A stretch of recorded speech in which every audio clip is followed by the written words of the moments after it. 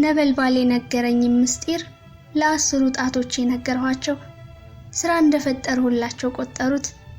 ከዘመናት በፊት የነበረውን ሀገራዊ ፍልስፍና እየተሻሙ መክተብ ጀመሩ። ባለቅኔው ክፍለ ዮሐንስ መጣ። ተዋናይ ተገለጠ። ሌሎችም ሊቃውንት በየተራ መጡ።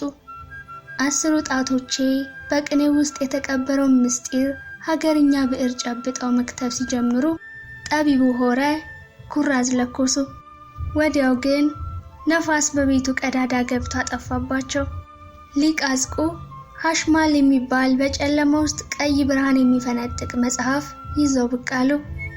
ሐሽማል ድቅድቁን ጨለማ ገፈፈው። 10 ጣቶቼ ሲከትቡ እኔን እንቅልፍ ጣለኝ። ስነቃ ጠቢቡ ሆረ ተሰውረዋል። ሊቅ አዝቆም ሐሽማልን ይዘው ከቤት ወጥተዋል። 10 ጣቶቼ አንድ መጽሐፍ ጽፈው ስለ ስሙ ሲጨቃጨቁ ደረሱ። ስሙን ሐሽማል በሉት አሏቸው። ሐሽማል ብለው ጠሩት። እነሆ ሐሽማል ሆነ።